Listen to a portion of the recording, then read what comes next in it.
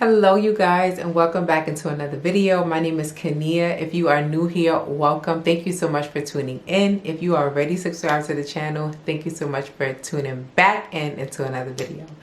Today we are talking about resting in the Lord. And so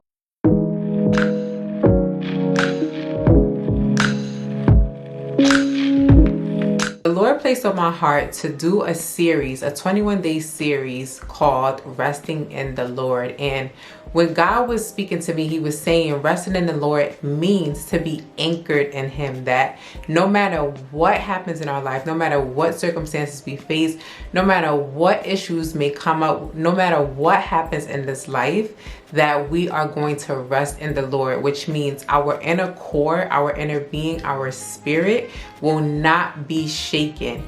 And this is such an empowering series for me personally on my personal journey. The Lord is dealing with me on many things, and this is going to be a plethora of things. It's going to have a different topics and things like that, but we are resting in the Lord. And 21 days is so profound because, as we know, it takes 21 days to develop new habit, right? To get rid of the old habits and develop and cultivate new habits, implementing new habits and new behaviors in our life. And it takes about 21 days for us to take on that new thing. And so I thought this was so profound that the Lord dropped this in my spirit. And this was personal, right? But I also felt led to share my journey with you all and to encourage you all along this 21-day resting in the Lord with me. And so today is day one of resting in the Lord, and God placed on my heart to talk about organizing our finances. And this is a huge topic because on my walk with the Lord and how I was brought up in Christianity, I saw a lot of poverty. I saw a lot of broke and bustedness. And as I became more mature in my walk with the Lord, I realized like Christians are not supposed to be broke. Christians are not supposed to be so frustrated about finances. Like Christians should be so much more financially stable than many, right? And oftentimes Christians are the ones that are lacking in finances. And the Bible talks so much about finances, and a lot of the scriptures have been misinterpreted. Now, I'm not a financial guru. I'm going by my understanding, the revelations of the Lord, and the wisdom that the Lord has dropped upon me when it comes to the areas of finances. And we got to have our finances together. The Bible clearly tells us so many times to be a great steward and manage our finances and do not get into debt, and to save and to save up for, our children and leave an inheritance for them, because this is a principle of God. And so it's very important that we walk in kingdom principles and that we do exactly what the Bible says to do, and to understand, because oftentimes we don't understand when it comes to the area of finances. And this has been such a big topic for me because when I was in the world, I didn't make the best financial decisions, and I made plenty of mistakes, and mistakes that I'm still learning from till this day. And no, we're not perfect and we're not going to always get it right, but God calls us to be well in our finances, to be prosperous in every area of our lives. And so let's get into the video, because I want to show you guys the things that I have been using, the tools that I have been using that has helped me tremendously in the areas of organizing my finances. I really want to touch on the subject matter of, when it comes to finances, it can be real sticky. It can be an uncomfortable situation. It can be an uncomfortable conversation when it comes up. And a lot of anxiety springs forth when you don't know where you stand with your finances. And so, as I mentioned, I'm giving a disclaimer. I am not a financial guru, but I am giving you practical steps and tools and tips that I use that has helped me over the years of me organizing my finances. And you may be thinking, well, how does resting in the Lord tie to finances? Well, When your finances are correct, when you are following biblical truths and biblical principles when it comes to your finances and the blueprint that God has laid out for us, you can rest and you don't have to be in such a frenzy and anxiety about having more month than money in your account, having, you know, all of these bills and expenses and all of these things, and just being uneasy in your spirit when it comes to paying for things, when it comes to purchasing things, when it comes to just giving money, even tithing, when it comes to just giving. Healthy relationship is needing to be had when it comes to money in order for you to give. The Bible tells us in 2 Corinthians chapter 9 verse 6, remember this, whoever sows sparingly will also reap sparingly, and whoever sows generously will also reap generously. Each of you should give what you have decided in your heart to give, not reluctantly or under compulsion, for God loves a cheerful giver, right? And so God wants us to be able to give, not with anxiety, not with like, oh my God, am I going to get this back? No, with freedom, with liquidity, with just being able to give money freely, being able to give your time and sow things freely, cheerfully, lovingly, right? Because God gives us abundantly, right? He is not a stingy God, and he gives us more than enough. We have more than enough. We are connected to the storehouse. We are connected to a well that never runs dry. And so therefore God tells us to give cheerfully. That's what he wants for us, not hastily, not full of anxiety, right? Not with a heavy heart, right? He wants us to give freely. And so on my journey, on my financial journey with organizing my finances, I realized that when I don't have things down on paper, when I haven't count the cost fully, when I don't budget and have a clear understanding and idea of what it is that I need to pay out every month, what is it that I need to purchase, what is it that I need to tithe, I am in a frenzy. I have much anxiety. And so I want to share with you this rule that I learned from Linda Richardson. She is a financial guru. She knows a lot about finances, and you probably have heard of her or you see her over YouTube. But I learned the 10-10-30-50 rule, and it's 10% you give tithes, 10% you save or emergency fund or pay off debts, 30% is cash in your pocket. You can do whatever you need to do with that money. It can be your fund money, transportation, whatever it is that you need to do with that money, buy your groceries. And then also 50%, which is your bills. Now, those are non-negotiables. We have to make sure that we pay our bills on time so that we can be in great standing on paper. And it's just showing God how we steward well over our living expenses, right? How we steward well over the little. If we can't pay our bills on time, how can God trust us with anything bigger, right? That's just the basic, right? And so we got to get comfortable with taking care of those responsibilities. And so that has been helping me using that rule. I mean, the rules change. You can do the 70-30 rule. You can do the 50-20-30 rule. Like whatever, it depends on your income, wherever you are on your financial journey, however money you're bringing in a month, whatever rule works for you. But we're talking about the 10-10-30-50 rule, and that has been working for me, and it's super simple. So I have my board here that I have written down just briefly what I do and how I break it down.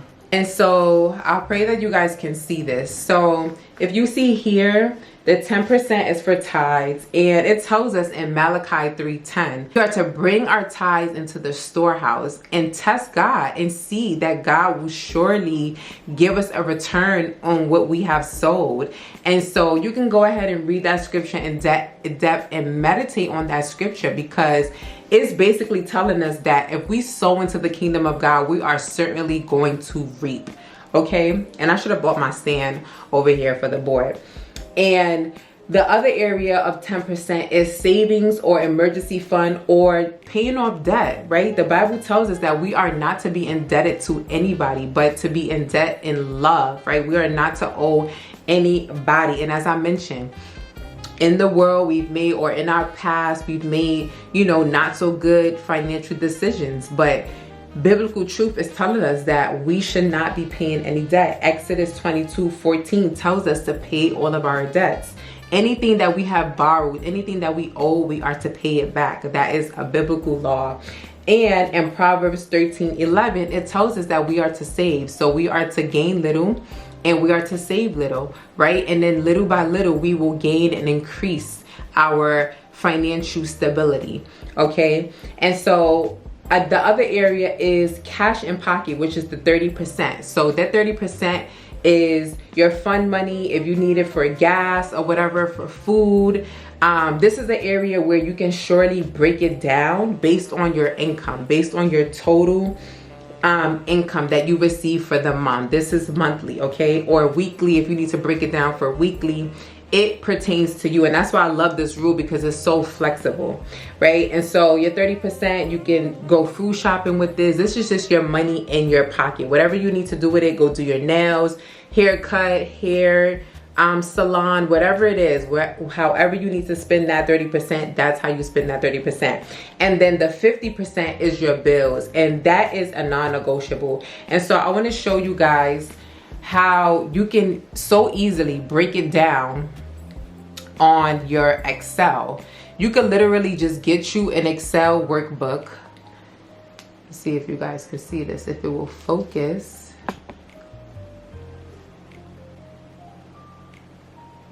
Sorry you guys, I wish I could just input this in on the screen, which I probably could just take a screenshot.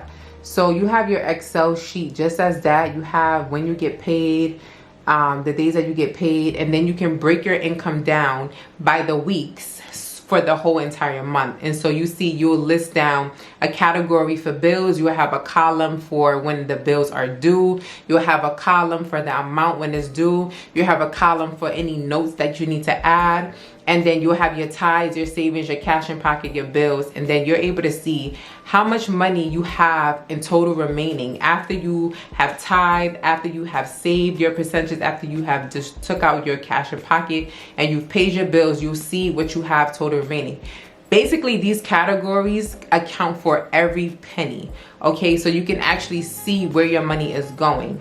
And then miscellaneous money spent. If you had some money left over in the cash in pocket, you can add that to the miscellaneous area that you have spent your money on. And so you can even go as fancy as, I also have a tracker where I have every expense, you know, that I make during the month, where I'm keeping track of every expense so that I actually see where my money is going. This will eliminate so much anxiety when it comes to money. Now, we all are in different tax brackets. We all get paid differently. Disclaimer, as I said, I'm not a financial guru, but this is literally the basics that you can use to get yourself on track when it comes to your finances, to eliminate so much anxiety, following biblical truths, okay? And so I pray that this video has blessed you.